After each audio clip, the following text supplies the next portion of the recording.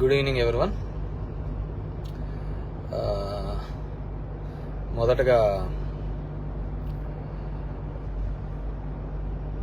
ఈరోజు వైఎస్ఆర్ కాంగ్రెస్ పార్టీ కోసము, నా కోసము పనిచేసిన ప్రతి ఒక్క కార్యకర్త, ప్రతి ఒక్క నాయకుడు, ప్రజలు అందరికీ కూడా పేరు పేరు ధన్యవాదాలు తెలియజేసుకుంటున్నాను.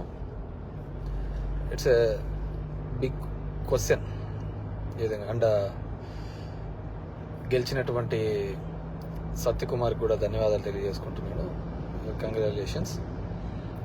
ఇట్స్ బిగ్ క్వశ్చన్ నాకు, అసలు ఎక్కడ ఏమి చేశాము అని. అంటే ఓవరాల్గా కూడా రాష్ట్ర ప్రభుత్వం కావచ్చు, నేను కావచ్చు, ఎప్పుడు కూడా పేదవాళ్ళకు అండగా ఉండాలా, పేదవాళ్ళకు తోడుగా ఉండాలని జగన్మోహన్ రెడ్డి గారు ఆలోచించారు. నేను అదే విధంగా ఆలోచించినాం. ఈ 5 years అయితే అసలుకు నేను ఎక్కడన్నా విజయవాడ అలాంటి ప్రాంతాలకు పోయి రాత్రి 2 గంటలకు వచ్చినా కానీ మళ్ళీ పొద్దున్నే 7 గంటలకల్లా లేచి ఇంటింటికి వెళ్ళి తిరగడం జరిగింది. వెల్ఫేర్తో పాటు డెవలప్మెంట్ చేయడం జరిగింది. అన్నీ చేసినాం. కేవలం 2 నెలల్లో వచ్చి అసలు అతను ఎవరో తెలియదు, పాడు తెలియదు. ఎక్కడైనా పోయి మామూలుగా జనరల్గా పోయి కూర్చొని నిలవన్నా కానీ ఎవరు జనాలు కనుక్కోలేరు. దీంట్లో మరి ఐ ఫీల్ రియల్లీ సాడ్, బాధ అనిపించేస్తుంది నిజంగా. ఎందుకంటే అరే ఏంది మనం ఇంత కష్టపడి, మగ్గమ్మ వాళ్ళు సూసైడ్ చేసుకుంటే ఎంటపడి భిక్షాటం చేసి డబ్బులు ఇచ్చినాము, నీళ్లు లేక అల్లాడిపోతుంటే తాగునీళ్ళు ఇచ్చినాము, రోడ్లు లేదంటే రోడ్లు ఇచ్చినాము, ఎన్ని కావాలన్నీ చేసినాము. So I feel really very bad. So నిజాయితీగా ఉంటే సరిపోదు, కేవలం అబద్ధాల మీదే బతుకుతేనే బాగుంటుందనే ఆలోచన ఉందేమో తెలియదు. కానీ మనం అది ఆడలేకపోయినాం. ప్రతిసారి కూడా ఇంటికి వచ్చిన ఎవరికే కానీ ఇబ్బంది పెట్టకూడదు, న్యాయం చేయాలనే ఒక ఆలోచన ధోరణితోనే పనిచేసుకుంటూ రావడం జరిగింది. కానీ దురదృష్టం అదే జగన్మోహన్ రెడ్డి కూడా అంతే. మొట్టమొదటిసారి ఒక నాయకుడు పేదవాళ్ళకు మేలు జరగాలి అని ఆలోచించాడు. మేబీ సంక్షేమం ఎక్కువగా చేసి ఉండొచ్చు, ఎప్పుడు లేనంత. అంత మాత్రాన అభివృద్ధి జరగలేదు అనేది మాత్రం అబద్ధమే కదా. మీ గ్రామాల్లో ఉన్న సచివాలయాలు కావచ్చు, హాస్పిటల్స్ కావచ్చు, అసలు అవినీతి లేకుండా జరగడం ఏంది. ఇంతకుముందు ఏ విధంగా ఉండేది, ఇప్పుడు ఏ విధంగా ఉండేది, వాటిని కూడా చూడలేకపోవడము దురదృష్టకరమే అనుకోవాలి. సో ఏదేమైనప్పటికీ కూడా నేను దగ్గర ఒక పోస్టల్ బ్యాలెట్తో చూసుకుంటే 2600 ఎంతతో ఓడిపోవడం జరిగింది. ధర్మవరం పట్టణంలోనే ఎప్పుడు నేను నిరంతరము ఎప్పుడు అందుబాటులోనే ఉంటాను. అయినా కానీ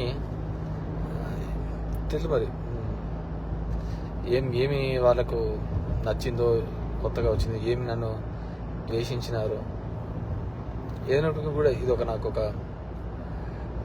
ఏ రాజకీయ పార్టీకైనా ఇది ఒక గుణపాఠం లాగానే. ఎందుకంటే ఇంతకుముందు జగన్ రెడ్డి గారు ప్రెస్ మీట్లో చెప్పినట్టు అంతమందికి ఒక మేనిఫెస్టో చెప్పి ఆ మేనిఫెస్టోలో 99% చెయ్యాలి అనే ఆలోచన. ఎందుకంటే ఇంతకుముందు చెప్పిన వాళ్ళందరూ మర్చిపోయేవాళ్ళు, పక్కన పడేసేవాళ్ళు. సో దానికి కర్నూలు చావుకు చాలా ఉన్నాయని చెప్పి అబద్ధాలు అనే దానిల మీద ఈ టైటిలింగ్ యాక్ట్ అంటారు, ల్యాండ్ టైటిలింగ్ యాక్ట్ అంటారు, ఇది అంటారు. అరే కొద్దిగా కామన్ సెన్స్గా ఆలోచించారు. గవర్నమెంట్ ఇచ్చిన ఇంటి పట్టాలకే రిజిస్ట్రేషన్ డాక్యుమెంట్లు ఇచ్చినాడు. గవర్నమెంట్ ఇచ్చిన ఇంటి పట్టాలకే రిజిస్ట్రేషన్ డాక్యుమెంట్ ఇచ్చినాడు. అది కూడా మాట్లాడితే ఎట్లా? గవర్నమెంట్ ల్యాండ్లకే రిజిస్ట్రేషన్ చేపించి ఒరిజినల్ పత్రాలు ఇచ్చినాడు. మీ భూములు జగన్ రెడ్డి తీసుకుంటాడంటే ఎలా నమ్మగలిగిన? అది ఒక కారణం అయ్యింటే అది ఎలా నమ్మగలిగినారో ఏమో కానీ అర్థం కావట్లే. సో చూద్దాం. ఇప్పుడు చంద్రబాబు నాయుడు తన అనుభవంతో సంపద సృష్టించాడు. ఏ రోజు సంపద సృష్టించినాడో కూడా తెలియదు.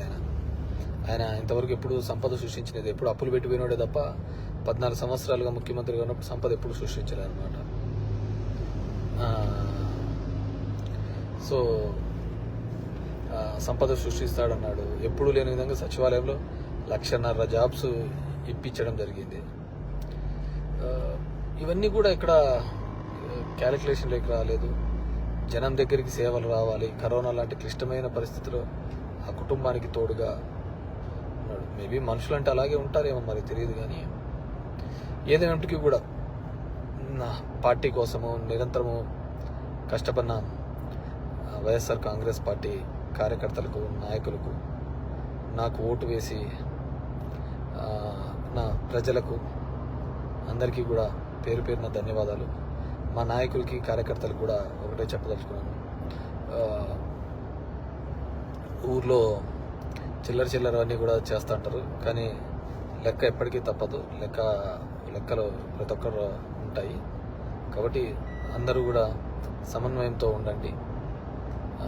మనం ఎవరికే కానీ చెడుపు చేసినది లేదు, ఇది లేదు.